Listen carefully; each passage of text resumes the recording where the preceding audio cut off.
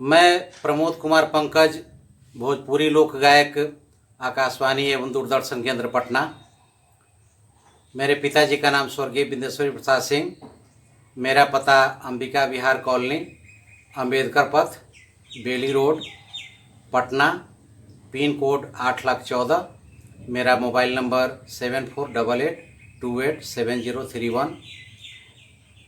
आज 27 जून 2021 को कला संस्कृति एवं युवा विभाग द्वारा दिए गए निर्देश के आलोक में कोरोना संक्रमण से संबंधित जागरूकता गीत जो भोजपुरी भाषा में है रिकॉर्ड करा रहा हूँ। हरे राम आइले कोरोना के लहरिया चेतल रही भैया। हरे राम आइले कोरोना के लहरिया चेतल रही भैया। चेतल रही भैया, चेतल रही बहिना। चेतल रही भैया, चेतल रही बहिना। हरे राम आइले कोरोना के लहरिया चेतल रही भैया। हरे राम आइले कोरोना के लहरिया चेतल रही भैया।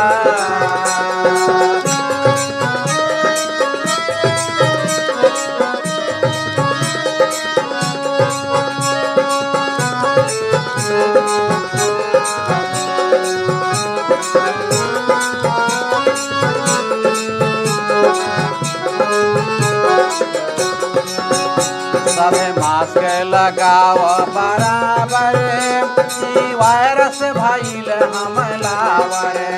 सबे मास्क लगाव बराबर, ई वायरस भइल हमलावर। रख आपस में 2 गज के दूरी, ई बतिया मानल जरूरी। रख आपस में 2 गज के दूरी, बतिया मानल जरूरी। हरे राम रखिया साफ सफैया चेतल रही भैया। हरे राम आइले कोरोना के लहरिया चेतल रही भैया।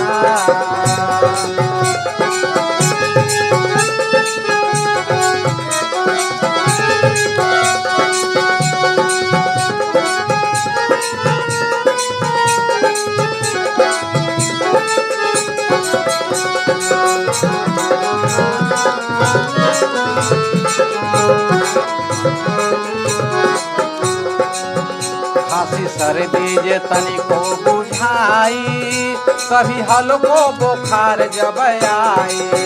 सर्दी खांसी जे तनिको बुझाई, कभी हल्को बुखार जब आई। तू कोरोना के जांच करैहा, केहू डॉक्टर से जाके देखैया। हरे राम खैया लिखला दवैया चेतल रही भैया। हरे राम आइले कोरोना के लहरिया चेतल रही भैया।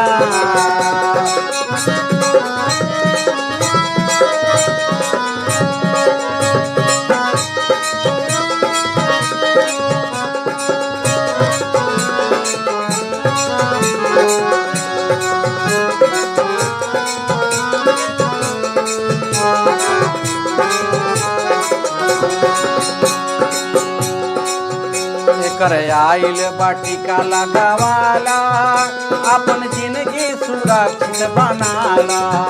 एकर आइल बाटिका लगावाला, अपन जिंदगी सुरक्षित बनाला। अब अगिला लहर जब आई, यही वैक्सीन जान बचाई।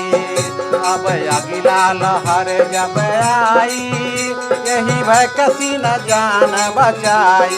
हरे राम भारी कोरोना का सैया चेतल रही भैया। हरे राम आइले कोरोना के लहरिया चेतल रही भैया। चेतल रही भैया। चेतल रही है बहिना, चेतल रही है भैया, चेतल रही है बहिना। अरे राम आइल कोरोना के लहरिया, चेतल रही है भैया। अरे राम आइल कोरोना के लहरिया, चेतल रही है भैया, चेतल रही है भैया।